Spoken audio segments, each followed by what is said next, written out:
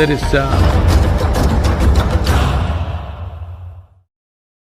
हमारी संस्कृति में हमने सुना है कि ऐसे बहुत से उपाय हैं जिनसे घर में मौजूद चीज़ों से इम्यूनिटी को बढ़ाया जा सकता है।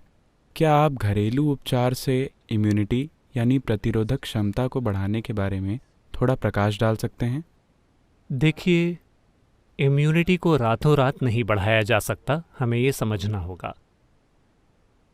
आमतौर पर मेरा मानना है कि कई कारणों से लोगों की जीवन शैली और भोजन के पैटर्न को देखते हुए मुझे लगता है कि इसकी जांच होनी चाहिए, इसकी मेडिकल जांच होनी चाहिए। मुझे लगता है कि दक्षिण भारत के लोगों की प्रतिरोधक प्रणाली दुनिया के कई दूसरे लोगों की तुलना में बेहतर है, सिर्फ खान पान के पैटर्न, परंपरा, जलवायु और दूसरी कई वजहों से। आपको ये समझना होगा कि उष्णकटिबंधीय जलवायु में और जगहों की तुलना में कहीं अधिक जीव रूप पाए जाते हैं, जिसमें सूक्ष्म जीव भी शामिल हैं। उनकी संख्या और विविधता बहुत बहुत ज़्यादा है। तो इस धरती पर रहने भर से ही सिस्टम और अधिक लचीला हो जाता है, क्योंकि हम हर समय इन चीज़ों के संपर्क में रहते हैं। ये एक पहलू है। एक और चीज़ है भोजन, एक और चीज़ है जीवन शैली। ये सभी पहलू हैं। बड़े पैमाने पर कृषि समुदाय होने की वजह से हम में से ज़्यादातर लोग, अगर इस पीढ़ी में नहीं तो पिछली पीढ़ी में, हम सभी कृषि समुदायों से ही आए हैं। तो लोग ज़मीन पर रहते थे, इसने ही उन्हें ज़बरदस्त मजबूती दी। दुनिया के ज़्यादातर हिस्सों में 80% से अधिक आबादी शायद 100 साल पहले खेती किसानी से दूर हो गई। भारत में हम ज़मीन से दूर हुए हैं केवल 25-30 सालों पहले। यह फ़ायदा अभी भी हमारे साथ है।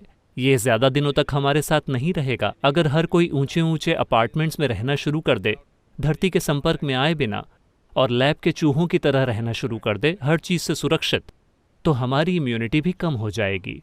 लेकिन मुझे लगता है कि ये फ़ायदा अभी भी हमारे साथ है। लेकिन अभी मैं अपनी इम्यूनिटी बढ़ाने के लिए क्या कर सकता हूँ? जैसा कि मैंने कहा, ये कोई रातों रात होने वाला समाधान नहीं है, लेकिन समय के साथ आप ऐसा कर सकते हैं। तो चलिए मैं हमारे आसपास उपलब्ध कुछ आम चीज़ों के बारे में बताता हूँ। एक बात है, मुझे ये ज़रूर बताना चाहिए, हम पवित्र भस्म वाले लोग हैं। हम हमेशा किसी न किसी तरह से भस्म लगा कर रखते हैं। अगर आप इसका उपयोग करना जानते हो तो कई तरह की भस्म होती है। मैं आपको इसके बारे में इस तरह से निर्देश नहीं दे सकता वेब के ऊपर, लेकिन अगर आप इसका सही तरीके से इस्तेमाल करना सीखते हैं तो ये मदद करता है। नीम लगभग पूरे देश में उपलब्ध है, पहाड़ी स्थानों को छोड़कर। रोज नीम की पत्तियों को खाना। हल्दी तो वैसे भी मौजूद है। आजकल लोग नैनो हल्दी बना रहे हैं, जिसे हमारा शरीर आम हल्दी की तुलना में ज़्यादा आसानी से सोख लेता है। ये भी आपके इम्यून सिस्टम को काफ़ी बेहतर बनाती है। अगर आप आंवले को, जिसे गूसबेरी या नल्लीकाई भी कहते हैं, अगर आप इसे रात भर शहद में भिगोकर रखते हैं, साथ में कुछ टूटी हुई काली मिर्च या ग्रीन पेपर, मैं उन लोगों के लिए कह रहा हूं जो दूसरे देशों से हैं। ग्रीन पेपर से मेरा मतलब हरी मिर्च नहीं है, कहने का मतलब है कच्ची काली मिर्च, जिसे आपने दुनिया के ज़्यादातर हिस्सों में नहीं देखा होगा। यहाँ ये हमारे लिए बहुत आम है।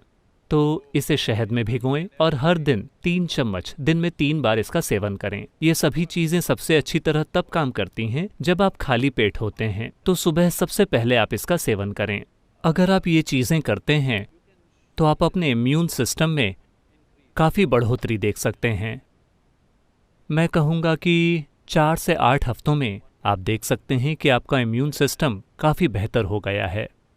ऐसे योगाभ्यास हैं जिन्हें सिखाना कठिन है, लेकिन अभी सिर्फ एक मंत्र का जाप और ईशा क्रिया करना, इससे भी आपका इम्यून सिस्टम बेहतर होगा।